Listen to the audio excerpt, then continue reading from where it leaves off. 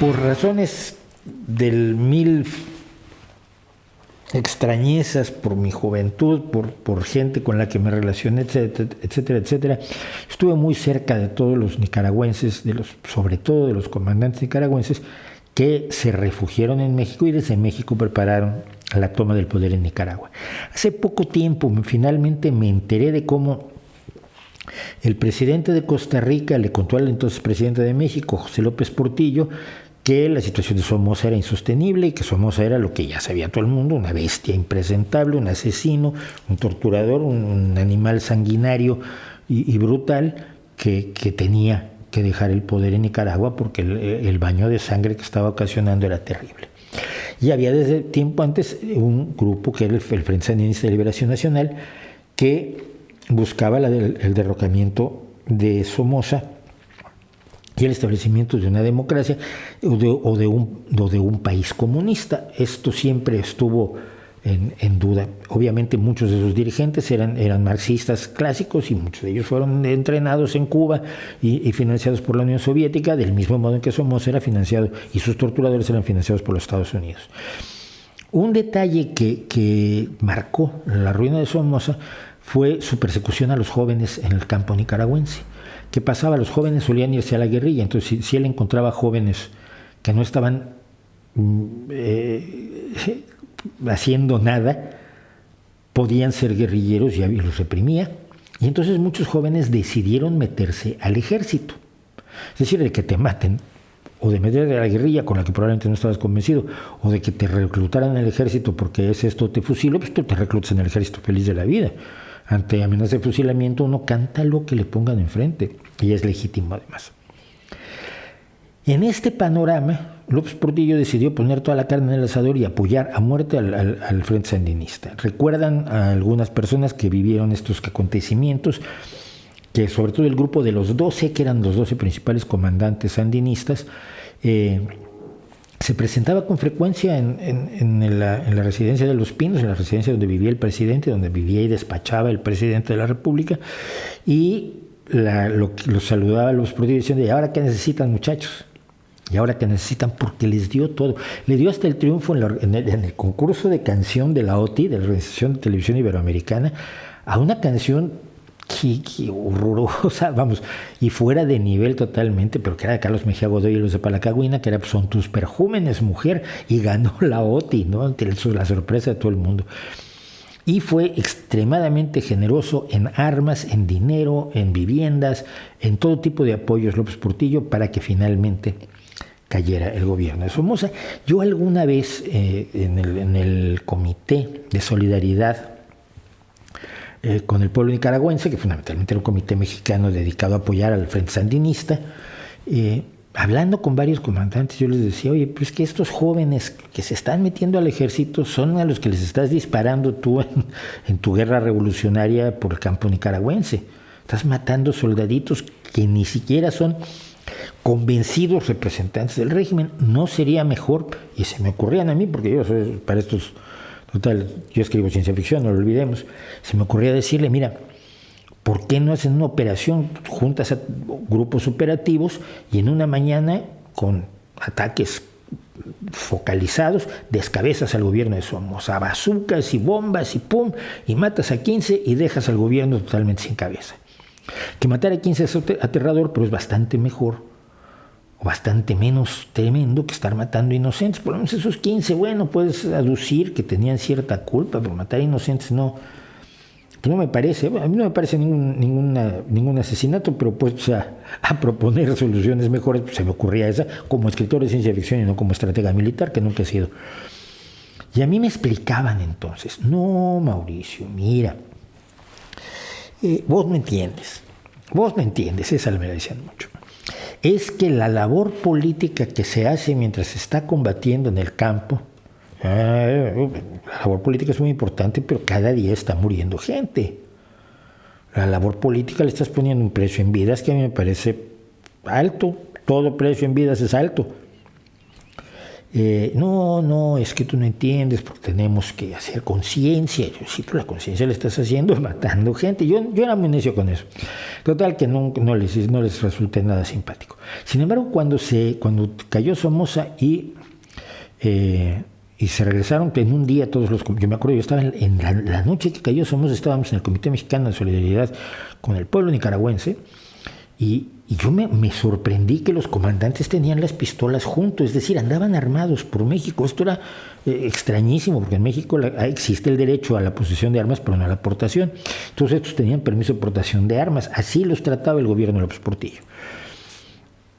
Y finalmente triunfaron, y esa noche estaban celebrando, y al día siguiente empezaron a subirse a los aviones e irse a la Nicaragua liberada, a la Nicaragua sandinista, a la Nicaragua que primero fue un proyecto comunista y poco a poco fue deviniendo en la necesidad de imponer una democracia. Pasaron dos cosas. Este señor que tengo aquí junto, ensuciándome el ambiente, Daniel Ortega, se vio tan forzado por la situación. Estados Unidos pagó contra revoluciones, hizo el proyecto Irán-Contras para vender armas por drogas.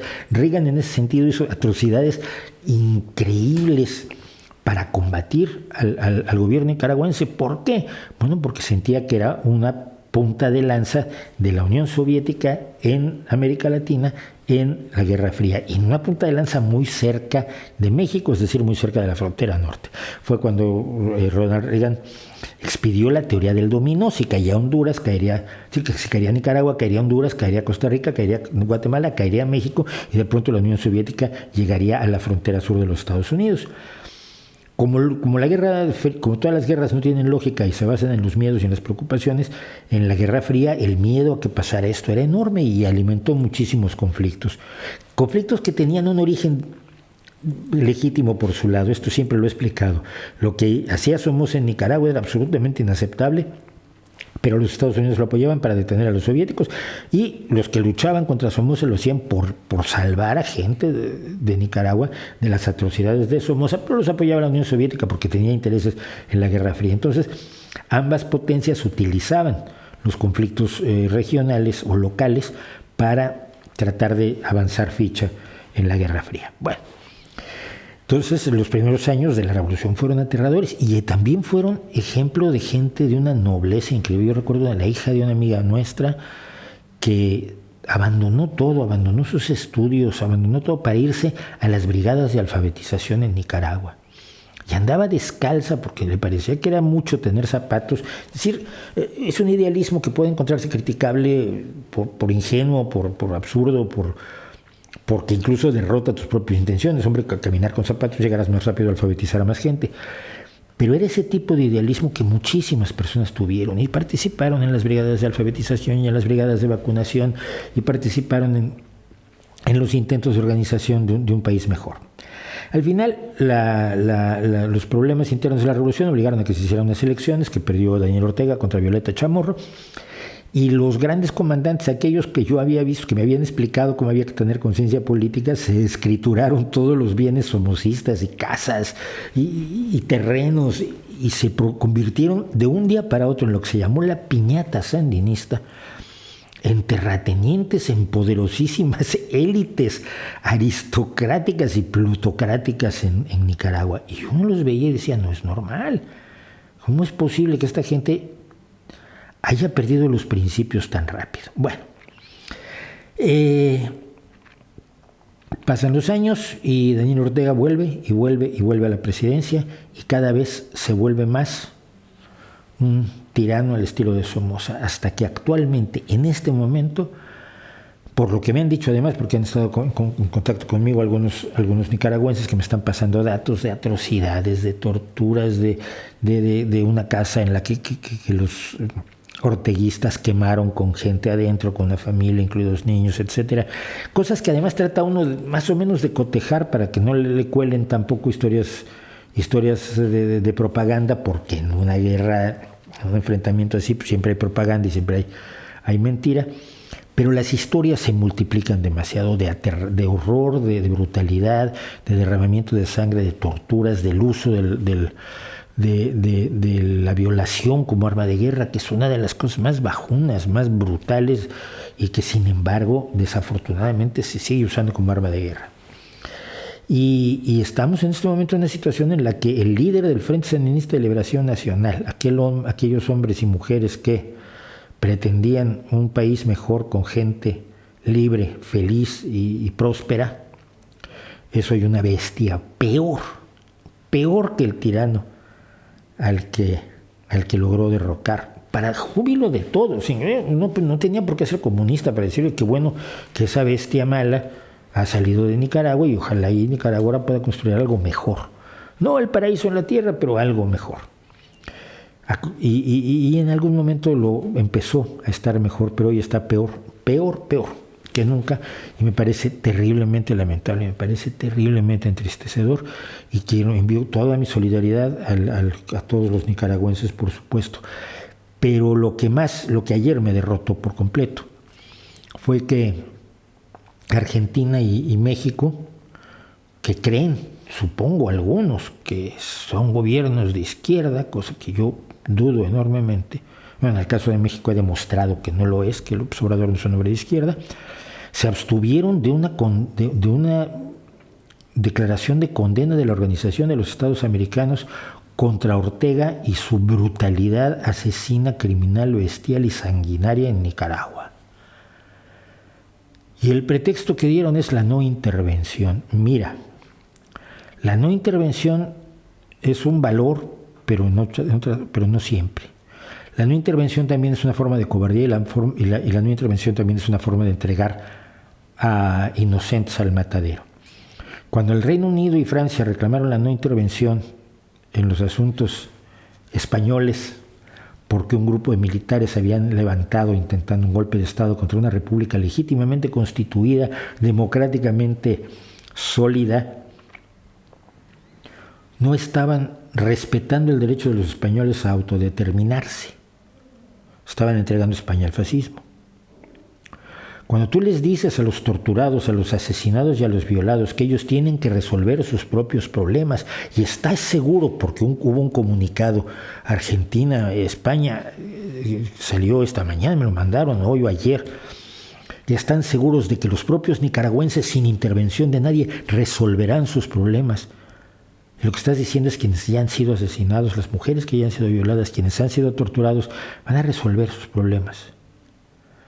Ese acto de no intervención es aterrador. Y a mí yo siempre recordaré que Lázaro Cárdenas, presidente de México, decidió que él sí intervenía en España porque había un régimen consolidado, democrático, legal y legítimo, y había que apoyarlo en contra de las fuerzas fascistas, de la violencia militar y de la antidemocracia. Y por eso México ayudó a España, y por eso México se llenó también de refugiados españoles, que fueron mis profesores, muchas gracias, y cosas así. La no intervención en Nicaragua es entregar al pueblo nicaragüense a las garras de una bestia que ha perdido todo respeto a los principios, a los valores, a la vida humana, y que ha perdido toda empatía con el dolor humano.